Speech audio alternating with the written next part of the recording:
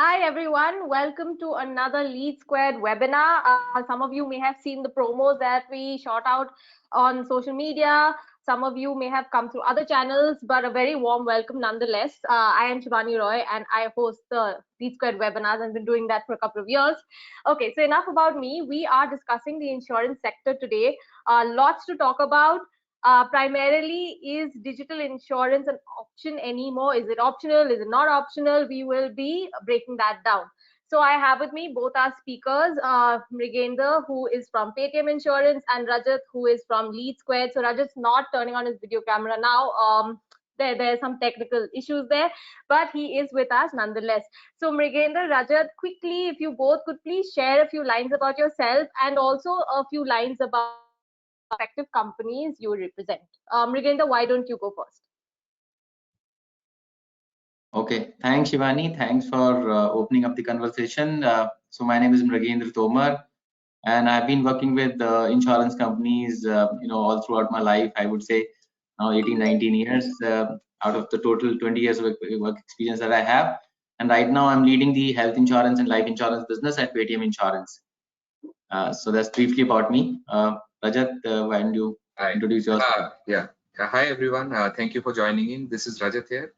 So I started my career as a designer, then moved to UI, then marketing and sales. So I lie somewhere between sales and marketing. So I have some experience regarding digital sales and digital marketing. So I'm hoping to learn from Mrigendra and also sharing my experience in the last 7-8 years in Lead Squared. So Lead Squared is a sales and marketing platform helping majorly B2C industries. So I'm hopeful we'll learn a lot from Mrigendra in this webinar. Awesome. Thank you so much. Quick note to the audience who've joined us. So everyone, please keep sharing your questions and we will take them as and when we get a chance. And also we will be running a bunch of polls. So please do contribute to that. Please do respond. It will just help us gather more information about you. So with that, let's get started. Rajat, why don't you take this ahead? Yeah. So so the agenda for today's discussion is what is the current state of insurance now. Everybody's talking about pandemic and what happened in the pandemic and what lies ahead. So we'll be touching upon that point.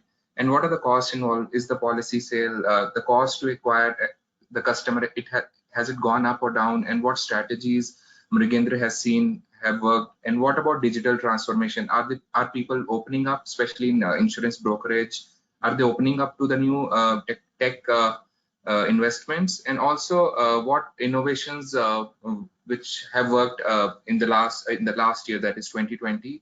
Also we'll discuss what is the importance of lead management system and how the digital insurance in sales is actually shaping out to be, and is it here to stay or is it just a temporary thing? So Mrigendra, why don't you tell us what is the current state of insurance at this time and how it is going to be in the coming years to follow?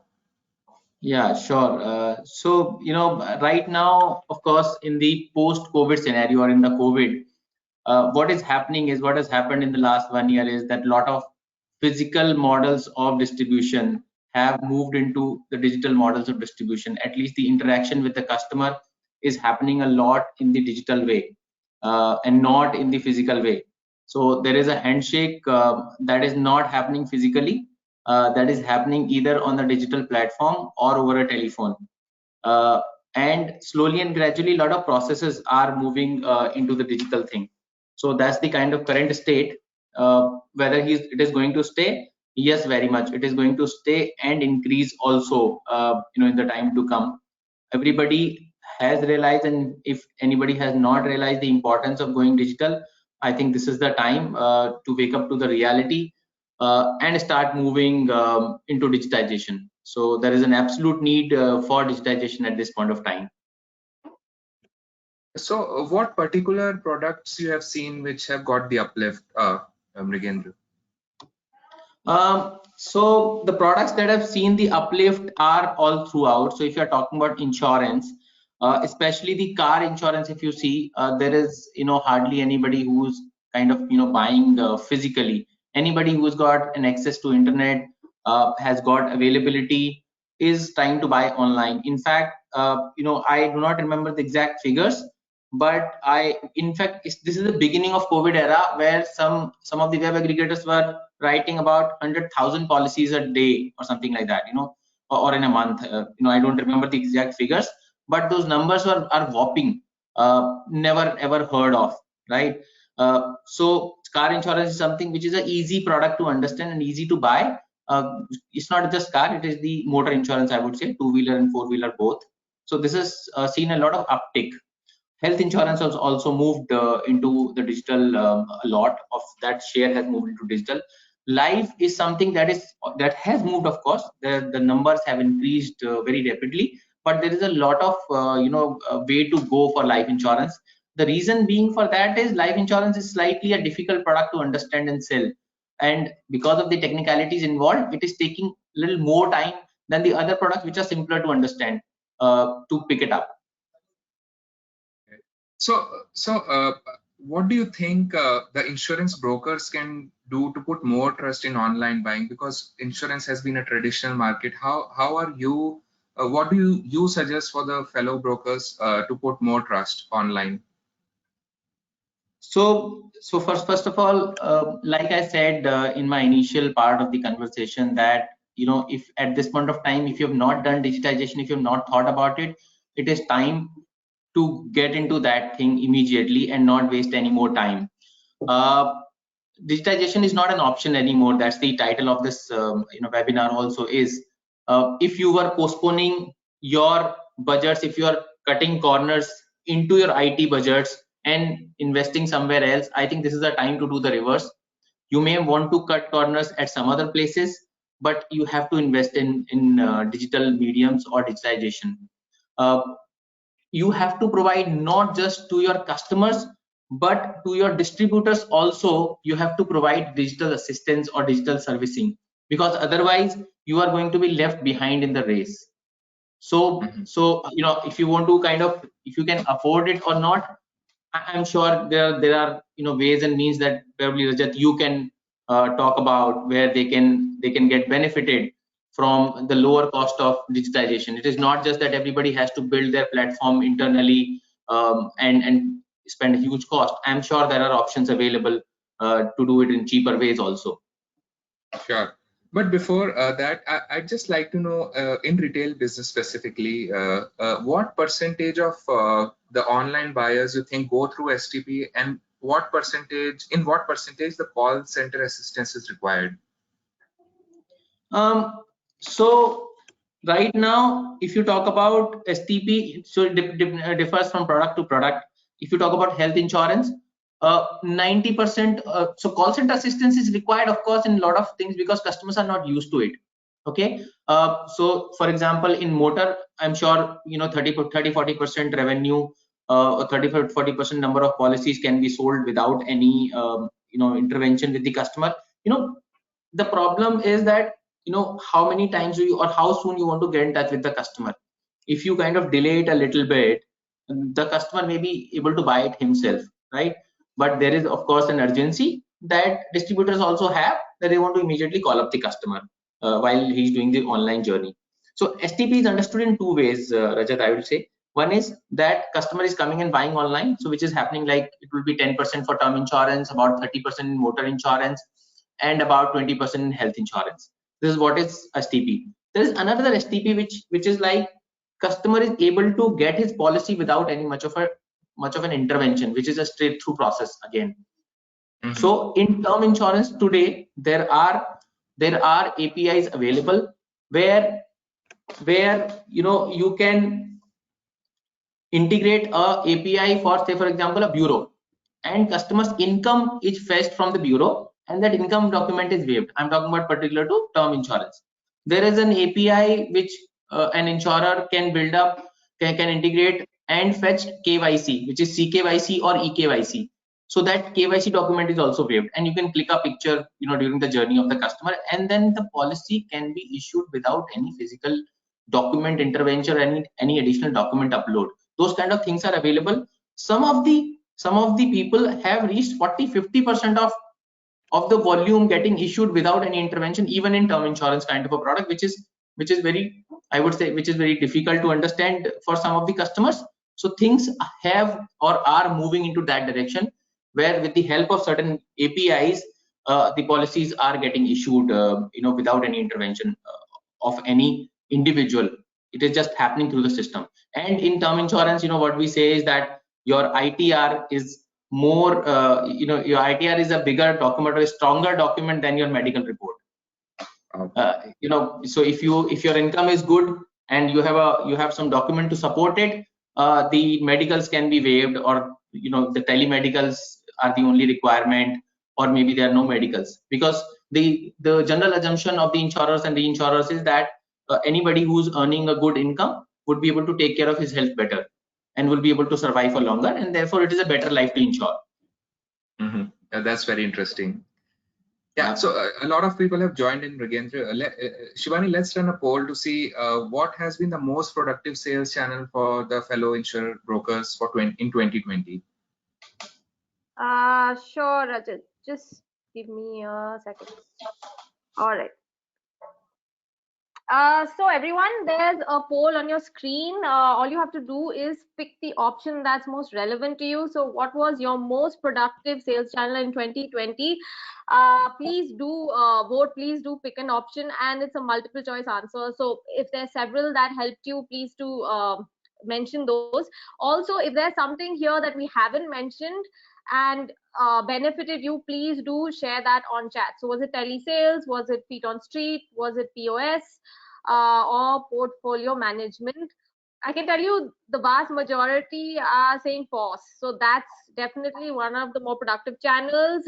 Telesales is also one of them that has gained a lot of popularity, followed by feet on street and then portfolio management. So these are the numbers that I see now. In fact, telesales has gone up. So I think you should have your answer there. Telesales was probably the most productive sales channel in 2020. Does it surprise you, Mrigendra, or that was expected? It doesn't surprise me at all. In fact, what I wanted to say, I don't know if I've exited the presentation mode.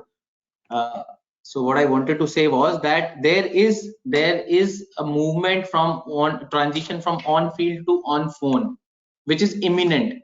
It has happened in COVID scenario, in COVID times. It will continue to be there. So you should not be surprised if you see a lot of your distribution sales force moving from on field to on sales. So on phone. So there'll be a lot of demand of the telesales models or telecallers as compared to the the physical sales people which are there.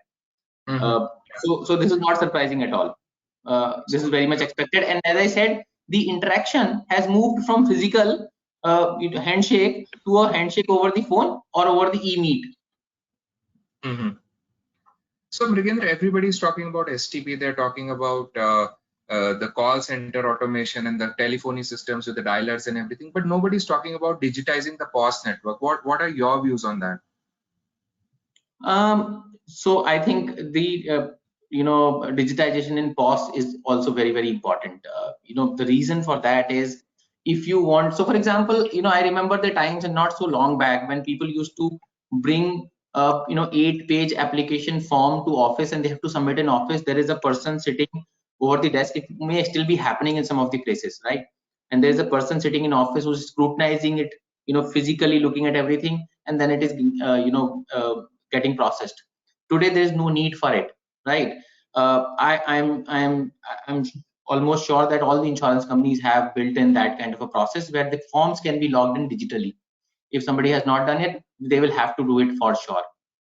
Now for the POS model, or for the POS agents, or even for an agent, you have to provide them with a digital platform where they can log in applications. Number one, they can get the servicing done for their customers. Number two, they can track their payments that they are going to get from insurers or the producers. Number three, and they can obviously get their revenues on time, and they can track it when my money is getting created. So for example, you can also, one of the suggestions that I gave to somebody was that in POS kind of a network, these guys are very, very particular about the payment, and payment is one of the problems. What you can show them is a suspense money which will come to you after 15 days. If 15 days is your tag, so the guy knows that I've earned this kind of a money, which is possible only through digital mediums. That money is blocked, that money is there, is blocked for 15 days. After 15 days, whenever your cycle hits, that money is getting credited, reflected in his account. This is what digitization can provide. So it is very, very important for insurers to provide these kind of things to boss or general agents also. Okay. So let's see what are the top priority for the digital with the digital transformation in 2021 for our audience. So let's run a quick poll and see what is biting them the most. Sure. Okay, so here's your question. What is the top priority with regards to digital transformation in 2020? Was it increasing sales efficiency for in-house teams, building an active POS network, creating a better buyer experience digitally, sales training and compliance, or was it customer servicing? Like I said again, if there are any options here that you don't relate to, please do share that on chat. Tell us what was your top priority with regards to digital transformation in 2020. So Mrigendra, Rajat, I can tell you most people are saying building an active POS network, that and creating a better buyer experience digitally. So those were the top priorities. Increasing sales efficiency was also one of them. I can tell you people have not voted for sales training and compliance, not as much at least. But yeah, essentially it was creating a better buyer experience digitally. That's got, I think, 70% of the votes so far. Okay, so thank you, Shivani. So Mrigendra, we were talking about Flipkart also. You mentioned a point that initially people were not used to Flipkart and they were questioning how, I mean, are the products real? Are they genuine? Yeah, so Rajat, what I wanted to say, you're talking about trust building. How do we build trust with the customers? And trust, honestly, is a process. Building trust is a process. It can't be built in a day. So, for example, today, if you say that I want to sell something online, I want to launch an insurance product which will be bought online, and if you think that from day one people are going to trust, no, it is not going to happen. You have to build that trust. So that's where the example of Flipkart came in, where you remember not so long back, maybe 5, 6 years, 7 years back, people were saying Flipkart sells fake products, and they were mainly selling these digital gadgets or something like that, right? And people said that they are fake products, right? Still they would be talking about some of the newer players, right? And look at today, last 3-4 years at least, there are mobile phone models that are sold only and only on digital platforms, like for example Flipkart, somewhere Amazon. They have exclusive rights that this model will be launched only online, and everybody is very happily buying it. Nobody is questioning the authenticity of it. There is a process that has happened, the trust building has happened.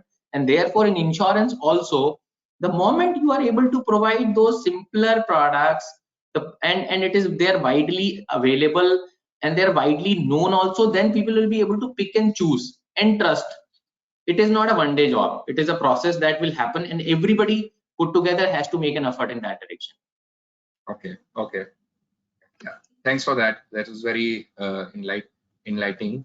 So yeah, so I'd like to share my inside sales story. So again, I lie between marketing and sales, so a lot of digital connections are there. And till 2019, our sales was majorly dominated by field force. We used to meet the clients, and a lot of field force activities were happening. We started inside sales just 3 months before the pandemic, and it was very challenging. We were not convinced that will people buy on phone. So it is different to insurance business, but some basics remain the same. So when we try to figure out why people buy on phone versus face to face, and what are the qualities needed, or what are the factors which influence that decision, we realize that to sell on phone you need confidence. So inside sales team, I'm not saying that field sales doesn't have confidence, but on phone you have a limited window. The initial 5 to 10 minutes, they are very, very important. So it's important to have that confidence and that understanding of the product in the first place. I still remember my first phone call with one of the biggest insurance brokers. That was 3 years back. I cannot take the name, but I called the CEO and I just wanted to understand about the industry and some questions I had. So I called him, and I was worried. I'm not not an extrovert. So I just asked him some questions, and he said, "What is your purpose of calling, and why are you not clear?" And it was not very pleasant, but again, it gave me a very important lesson that the confidence will only come from research. The confidence will come from knowledge, and knowledge will take away the fear. So if you have an inside sales team or a digital sales team, then the information about the product is very, very important. That takes away your fear, and that instills that confidence into the buyer also. So that was very important. And also you need to be consultant, not the salesperson. That is a cliche, but that is a cliche for a reason, because it is true. And especially for insurance and B2B SaaS industries, where there are a lot of options in the market, and you just cannot choke the product into the customer. So you have to be a consultant. And finally, it's a math game. Digital sales, inside sales team, it's a fast moving process. So it's a math game. So you have to go deeper into the process, and you need to know where the gaps are in every stage of the funnel. For example, how many people are visiting my page, how many people are dropping off from the page, and how many people are on the first step of the page. So we decoded all those the gaps, and we tried to fill them. And fortunately, some things work, and we scaled the team from 3 people to 55 people now, and it is going north from here. So some good experiences. And the good thing about digital journey is everything is trackable. When everything is trackable, then there is a higher percentage of improving the journey. So that was a little bit about our inside sales story. And talking about inside sales and telephony sales, there is one more poll we have which talks about the lead to sales conversion on telephone. So we'd be interested to know what the industry numbers are. We have over 100 people, so it will give us a fair understanding of what the industry is saying. Absolutely. Okay, so yes, please do tell us, what is your lead to sales conversion on telephone? Was it less than 1%? Is it 1 to 3%? Is it 3 to 5%? Between 5 to 10%, or more than 10%? Again, really, you just have to click the button on your screen, nothing more, but just fairly the average number that you can think of. Please do let us know. Is it less than 1, 1 to 3, 3 to 5, 5 to 10, or more than 10? So nobody has opted for more than 10%. Largely, the greater audience here has gone for 5 to 10%. So that would be a rough number. 38% are saying 5 to 10%. Then 30% saying 3 to 5, 29 are saying 1 to 3%, and only just 5% are saying less than 1. But I see that nobody has gone for more than 10%. So food for thought, I suppose. So what is the percentage in 3 to 5, Shivani? 31%. Okay, and how many are more than 5? More than 5 is 31 as well. So 1 to 3% is the larger majority in this group, at least. And about 4% are saying less than 1. And no one's gone for more than 10.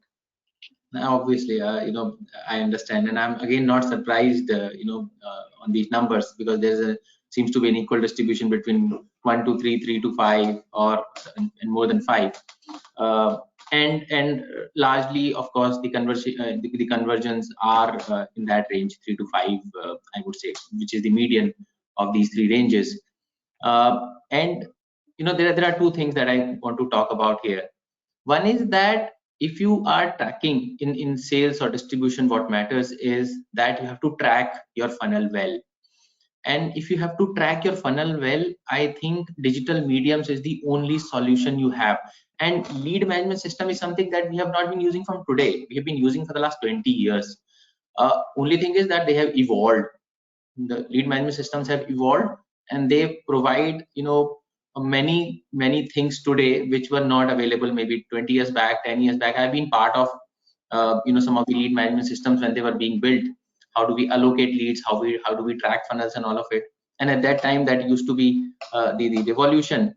But today there are, you know, the geotagging is one of the features. I think few years back, now it is, you know, this is one of the norms, and now that also won't be required in telesales, because everybody is sitting in your office mainly.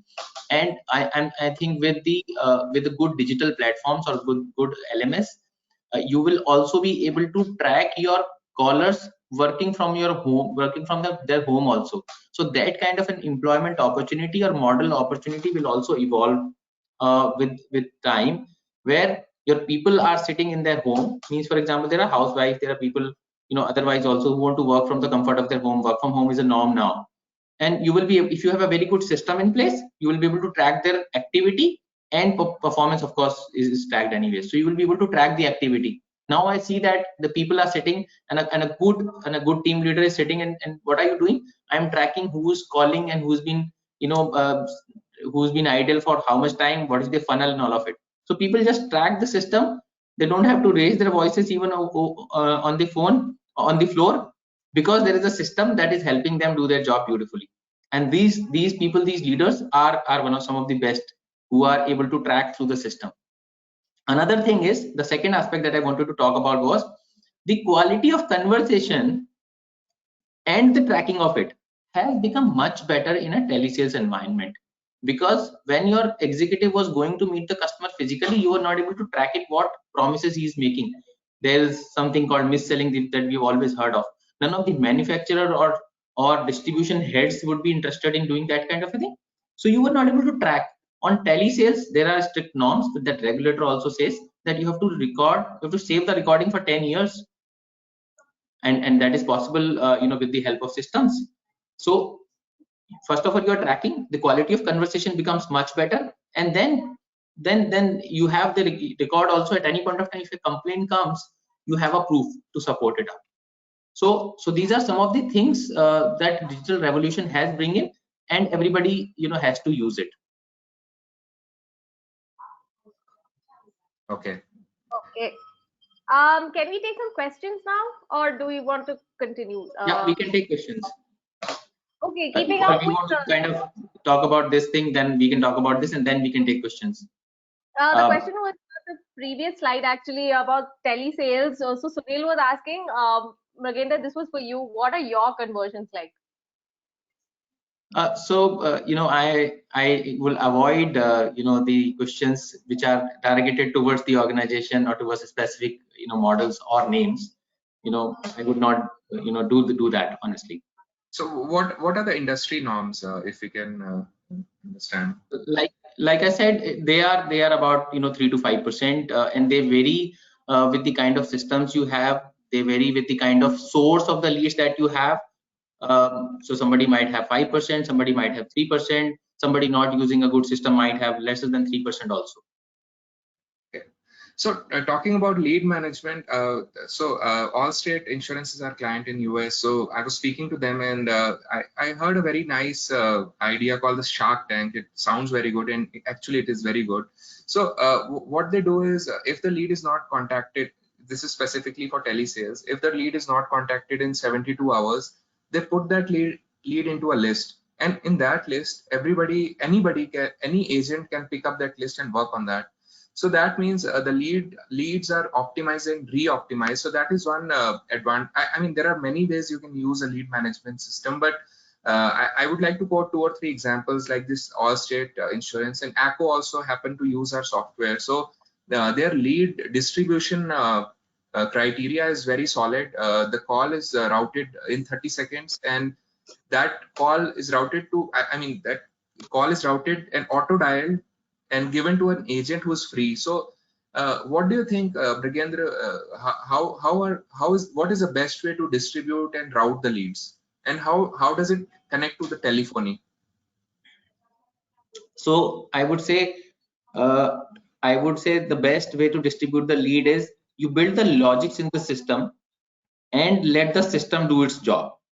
The moment you get sometimes what distribution leaders, the call center heads would also like to do, they would like to intervene a lot in terms of allocation of resources or the leads or the funnel.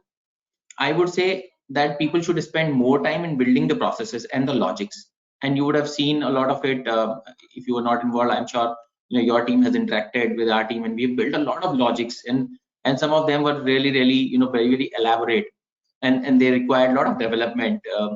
But once those logics are built, I think systems should do the job, and you should not differentiate that this is a good guy and this is a bad guy. The good will become better and bad will become worse if you do that. So putting it in a pool like what you just gave an example of Shark Tank is a beautiful idea, I would say. Anybody who's sitting idle, anybody who needs more resources can immediately utilize those kind of things. So I would say let the system do its job is the best way to allocate resources. Yeah, correct. I agree, Nagendra. One more thing I'd like to discuss is one lead could be multiple opportunities also. For example, if somebody is interested in auto insurance, they might also be interested in health insurance. So your system, whatever system you're using, CRM, lead management, or sales execution, they should detect and sniff the opportunities, not just the leads. So in LeadSquared, we launched that feature 6 months back, and it has received some very positive feedback, because the days of lead is gone. Now they are, especially in B2C business, there are opportunities. In EdTech, one person can buy 2 courses also. They can buy for their parents also, and similarly in insurance also, cross-selling is the bread and butter. So that is one more aspect of how people are using opportunity within a lead management system. So it becomes a very powerful feature to have. Absolutely. Yeah, please. Yeah. So talking about digital journeys, I mean, insurance has been a difficult product to buy, and you have touched upon that point that we are all trying to make it simpler for the customer.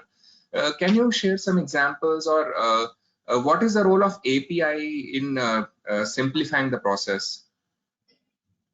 Okay, so like I said, the insurance, sometimes it is a difficult product to buy and understand.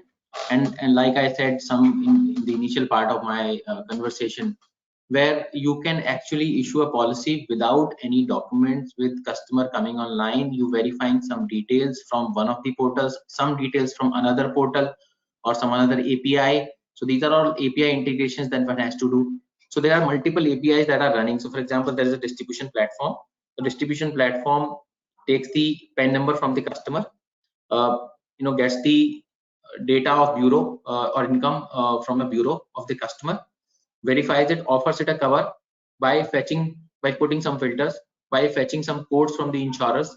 So there are APIs of insurers which are working in between, and then it is going to then the customer is making a payment or whatever during the journey. You're clicking a photo maybe, which can happen, open the camera and a moving picture can be clicked. So the requirement is met there. Then it is moving to the insurer, who's hitting one more API of CKYC or eKYC, verifying the KYC of the customer, and then the policy is getting issued because everything is through. So there is no, or maybe this moving to a telemedical, if there is a telemedical requirement. This moving to a telemedical is happening. There is a telephone interaction which happens, and then the policy can be issued. This is term insurance, which is the most difficult product to buy as of now. With motor insurance, you just put in a car number. There is a data which is fetched from some of the third-party vendors. There is an API integration. The entire details of the car are available from Vahan, for example. You can also, anybody can get it on the message. Now everybody uses, a lot of people use Vahan. The details of the car are coming. Then you get the quote from the insurers, and the policy is issued immediately. In motor it is much easier, car or two-wheeler, whatever it is. So role of API is, of course, to make the journey document free for the customer and absolutely seamless journey, and that is what every insurer and distributor has to work towards.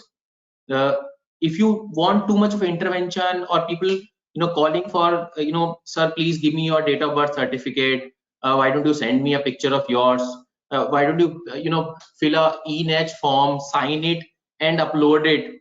I think you are jeopardizing the customer experience there.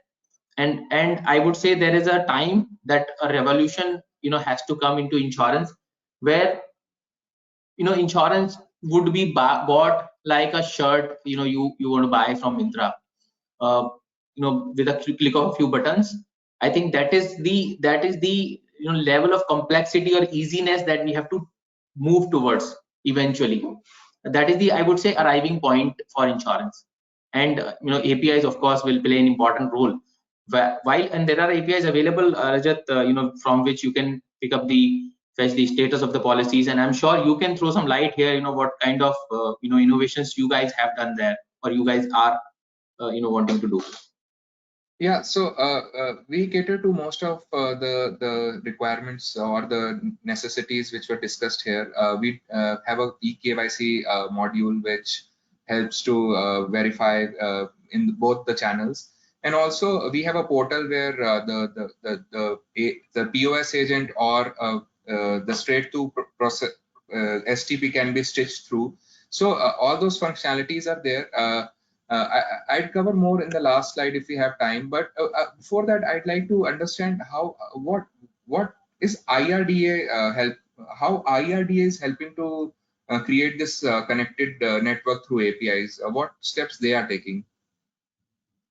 So IRDA has allowed all insurers, or I think most of the insurers, to fetch data for KYC. Okay, that is the regulation which came after COVID. IRDA has allowed insurance companies to accept the form with the OTP verification, without any physical signature. Some of the insurers were struggling with that earlier, especially on the life side. Of course, the data from bureau integration, I don't think IRDA has any opinion or any objection on that, so that anybody can do. You should be able to have a tie-up with the bureaus, take consent of the customer, and hit the bureau with his credentials, and you can get the income data.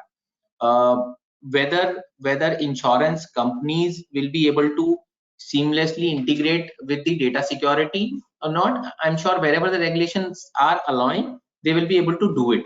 Otherwise, a representation can be made. So I'm sure insurer will, the regulator will be more than willing to hear about if any hindrance is there in terms of regulations in providing a digital solution or a seamless experience to the customer. I'm sure regulator will be very much willing to listen to those kind of things. So representation can be made, I would say, to the regulator on that. Okay. So I think there are lots of questions coming in. If we can pick up a few, Shibani. Sure. Sure. So this question is from Marjowin. Just excuse me if I mispronounced your name. He says, how to address fixed cost of having salaried employees doing telesales versus funneling leads to commission-based agents?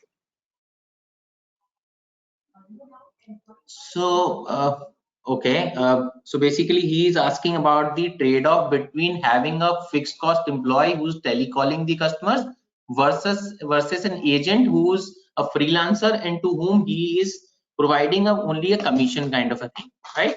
One is your captive employee who is able to work for 8 hours a day dedicatedly on your funnel, because your funnel also has a cost attached to it. The lead does not come for free in most cases, I would say.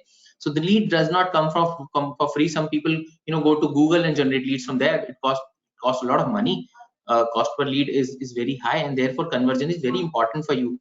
So if you do not want, if your funnel is of some cost and you do not want your funnel to get jeopardized, you will have to have a dedicated caller to call these customers. If your funnel has not come with that much of a price and it is not the outcome of a particular lead generation activity to whom you should be calling back, you can give it to your agent. So there is a difference in situation in how you've generated your lead and what is your objective.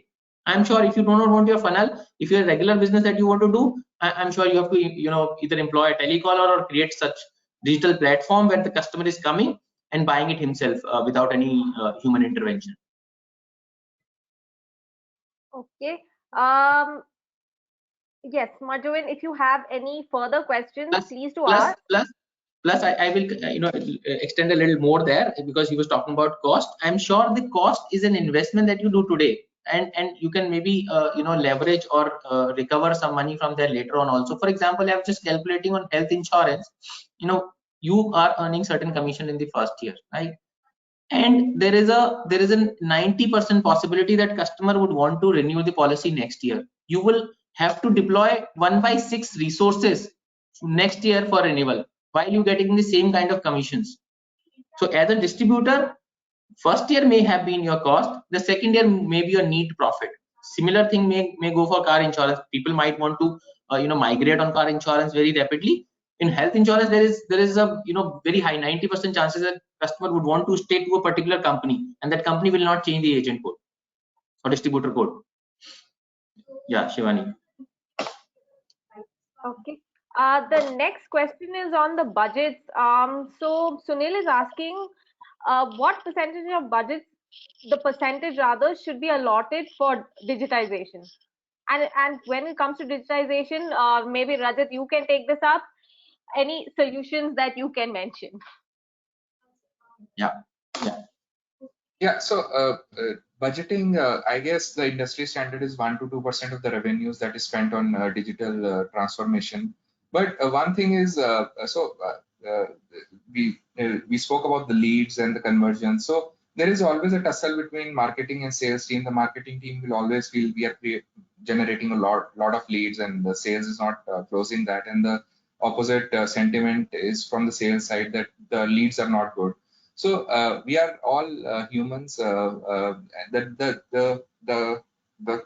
core principle of using tech is to minimize the errors which the sales team might make.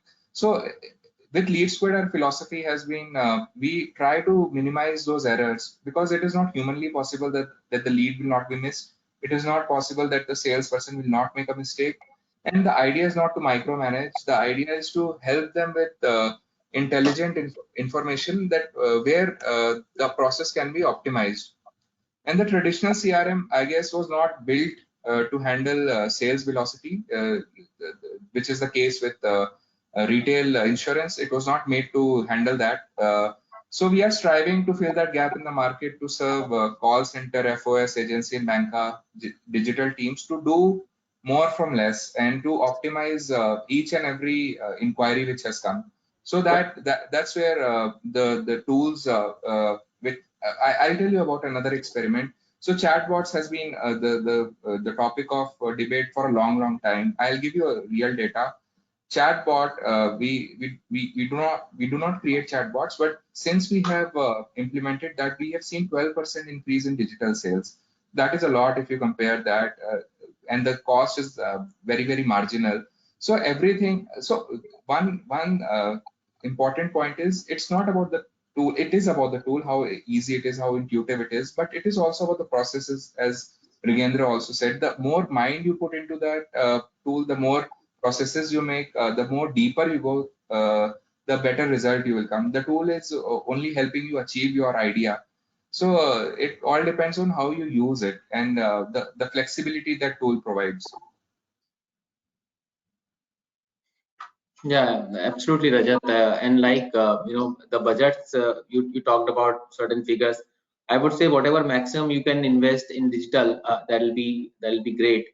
And honestly, I would say that there are ready-made platforms. You do not, like I said earlier, also you do not have to build everything internally. There are ready-made platforms that are available, and you can find that out in the market, which you can kind of integrate within your system and make it cost effective for yourself. So for example, if I take another example, that every distributor so there is a platform called Amazon or a Flipkart or Amazon, let's say, for example, and who are there on Amazon, who are the sellers, they are the distributors, right? They do not have that platform of their own. I think there would be some time where we would have people who are aggregating for the distributors also. It is not just for, I would say, POS agents, but much larger distributors also. So this is the use of technology. Things are available. You can make good use of that. Okay. One more question here, and clearly Priya has been listening into this conversation. So she's talking about the results we got from the polls that we ran. So she says improving the digital journeys and experience has been the focus according to most voters. What tools and removing bottlenecks in which processes will help here, because the sales process is not always straightforward. Can you come again on that, Shivani? Yeah. First part. So she's saying most of the voters have voted for improving digital journeys and experience. based on, the results we got here. So she's saying, what tools will help and what bottlenecks should we remove in the process, because the sales process is not always straightforward. Absolutely, absolutely wonderful question, and I think this is what we have talked about, some bit already, that you have to make journey easier for the customer, right? So what you can do, like I just talked about, you can integrate an API for fetching the income level of the customer. You can integrate an API for fetching the KYC of the customer, and customer does not have to do much about it, and you can click a picture. So journey is becoming easier for the customer. So what tool you can do? You can integrate some of the APIs, fetch some information digitally, make the journey smooth for the customer. This is what you have to do, because sales is not a straight through process. Like I said, one of the APIs, while you put in the car number or the two-wheeler number, one of the API fetches the entire details of the vehicle. If you ask customer to punch in the car number and the what do you call, engine number, chassis number every time, because this is available somewhere in the ecosystem, right? You have to fetch it from somewhere. People do that pretty beautifully. Then customer might not be able to do that. At that point of time, he may not have that those informations ready. So make journey easier for the customer. Use more of APIs, use more of information which is available in the ecosystem called internet somewhere. Okay. What you can do, yeah. Okay. I'm moving to Vignesh's question, again a question on budgets.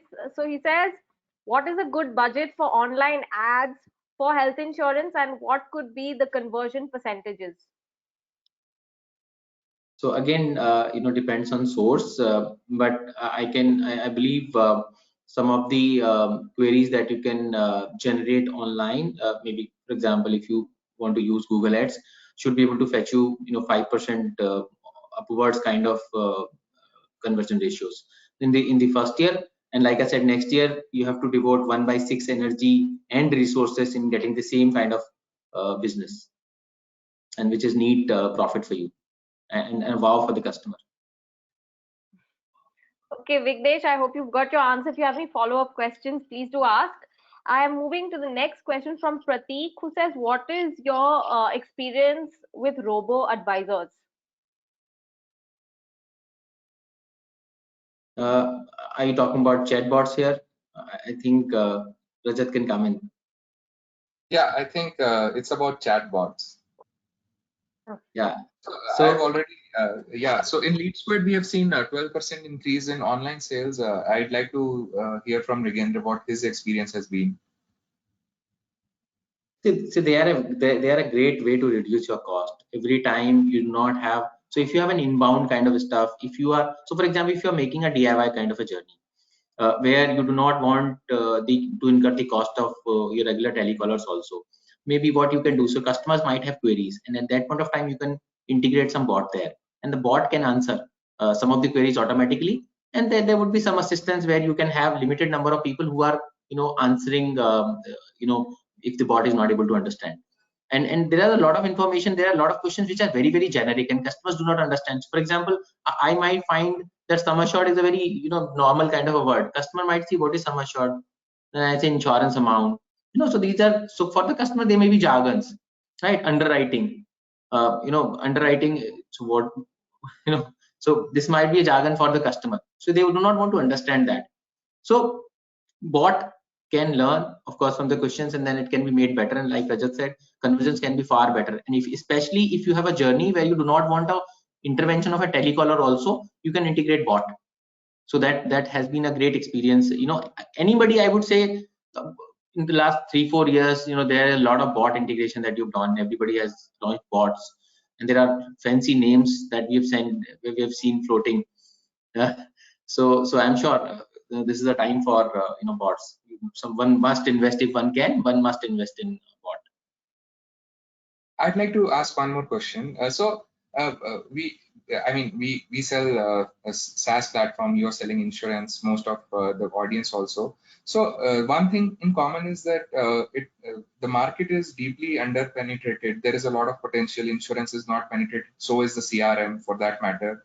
So with this change in the shift of customer behavior, Do you see the field sales number going down with the call center number going up? Is that proportional, or both will go up in the coming years? Because the market is huge.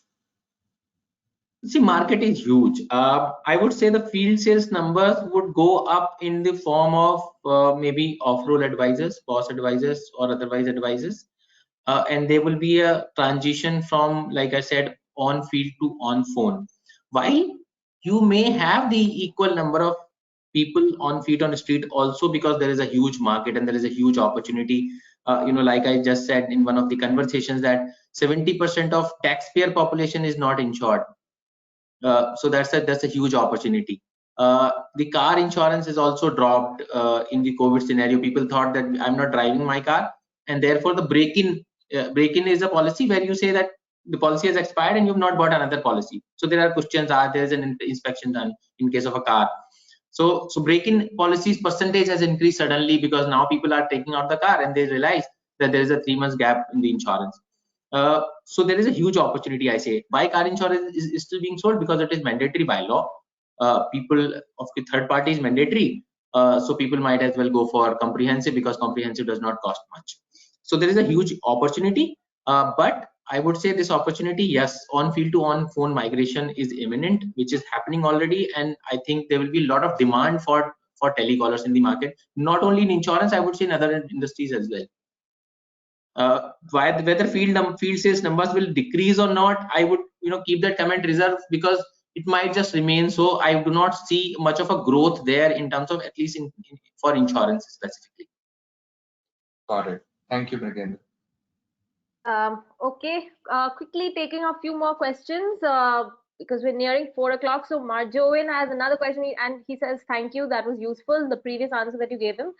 He's saying now, what is the ideal compensation model for telesales? We noticed that our telesales are not as driven to close sales and are more focused on attending to volume of social media leads we get. The freelancers are focused on conversion, but we have low confidence that leads are attended.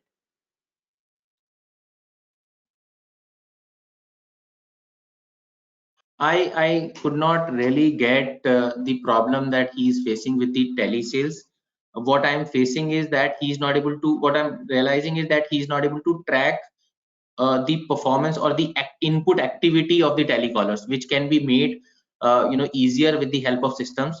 There are two things that they need. One is the CRM, LMS, good CRM. Another is the dialer, a good dialer, through which they can track the activity of the callers. And like he said, one of the problems that he raised, that because the telecaller has an opportunity to choose and pick, and if you have an opportunity, then one might want to go for that social media lead. But if you're like we just talked about, that you have to build logics in the system, and system should do its job. So if the system is doing its job, the telesales executive does not have an opportunity to get into that kind of a picking and choosing activity. And therefore you have to ensure that if the caller is there for 8 hours, he's working for 3.5 hours, or 4 hours, he's there on the phone. There's a certain number of dial outs he's making in a day. There is a how much of talk time on connected calls he has. I think these are the very normal kind of call center matrices that we have, that everybody would be tracking nowadays. So whether you want to be happy with 2.5 hours or 3.5 hours is a call that you take, but that is what you will be. So first you track it, and then you take action, and then you make people do that kind of a job. If you are not tracking it, you do not even know that my caller is working for 1.5 hours, calling for 1.5 hours or 4.5 hours. You can't really differentiate. For like boss agents, he's already talked about that. He's not sure if these guys are hungry for money, but he does not know whether his funnel is getting utilized. He's again giving an opportunity for that boss agent or a freelancer to pick and choose, which is again not desired, because he's spending on leads, is what my assumption is. So again, I would say the use of system or LMS here or CRM here, where if you are giving it to boss agent, for example, you should have a CRM in place where this person is accountable and is responding to you for each of the queries or the leads provided or opportunities provided to him. Yeah, the system pings them unless they have worked on that lead. So what we have done is, if the lead is not attended for, let's say, 30 minutes, the user gets a notification if he's working and if he's checked in. If it doesn't work in 60 minutes, he gets another notification and after 90 minutes the manager gets a notification, and if he doesn't perform the task or activity on that particular lead, he doesn't get leads for the full day. So that those systems you have to, I mean, with automation and process, you can devise the solution where no leads will be missed. Yeah, absolutely. We are using all these things already. These are, you must have kind of things now. Yeah. Yeah. Shivani. Okay, next question is from Kanan. He says endowment or ULIPs are more of a push product than full products, unlike term plans. So how to make people come for such products in a digital platform? Shivani, my question to you, do you understand what is endowment? No. Great, that's what I wanted to hear. Thank you for confirming my belief that endowment is again a jargon. You do not tell a customer that it is an endowment plan or savings plan. Savings plan is an endowment plan. I understand it because I've been born, brought up in insurance or life insurance. So he's absolutely right in asking this question. Endowment or savings plans, so to say, par, non-par, those are the kind of categories which again you would not understand. So I do not want to tell you. If I tell you a non-par product, will you be understanding if I tell you it is 100% guaranteed return plan, Shivani? Now you understand that? Yeah, now I get it. You get 100% guaranteed return plan, then you understand it. So you make the communication with the customer easier. Again, I go back to the same journey and belief, while you have to make journey easier for the customer. If you ask 10 questions from the customer additionally, you're not giving a lot of cover, right? There is only a 10 times 15 times cover that is available in savings products, so the risk component is lesser. If you can do away with documentation, do away with certain steps, and there are insurers who talk to us and they want to make journeys very, very simpler. All the medical questions, if I have a medical problem, insurance is based on at most good faith also. If you have a medical problem, you tick yes. If you do not have a medical problem, you tick no. Otherwise there are 15 medical questions to be asked, and every time you have to tick no, I don't have a problem. You can ask in one shot also. I'm sure regulator will help somewhere there if there is a regulation problem. So you make it easier for the customer to understand and buy. That is the way forward. Buying a laptop was very, very difficult kind of a thing. Still, so people still don't understand what is critical illness rider and what is a accident rider. People like Shivani won't understand. And some time back, I did not used to understand what is a graphic card, what does it do here. Today I do, and I don't know if I need it or not. I'll take some advice, or maybe that advice is available online, and now I'm able to buy it. What is the processor? What does 845 gigahertz or whatever 2.4 gigahertz mean? People have been made to learn all of that with the revolution, and that revolution is necessary now in insurance. We are at a tipping point, I would say. Yeah, so the takeaway is people are ready, we just have to make it simpler for them. Yes. People like me, yeah. If I get it, then everyone will get it. Okay, all right, I think with that we can conclude. It is 3:58 and I know we all have things to do at 4, so thank you so much for sticking around. Thank you so much, Rajat. Thank you so much, Brigendra, for giving us your time and taking the session. Thank you, Shivani. Thank you, Rajat, and thank you, audience. Thank you. Bye-bye. Thank you. And just before you conclude and go off for your day, if you have friends in the higher education or real estate sector, we have webinars coming up for those sectors. Higher education on the 25th and real estate on the 8th of April, and that's 25th March, by the way. So please spread the word around. I'll see you in the next session. Take care. Bye-bye. Thank you. Bye. Bye, everyone.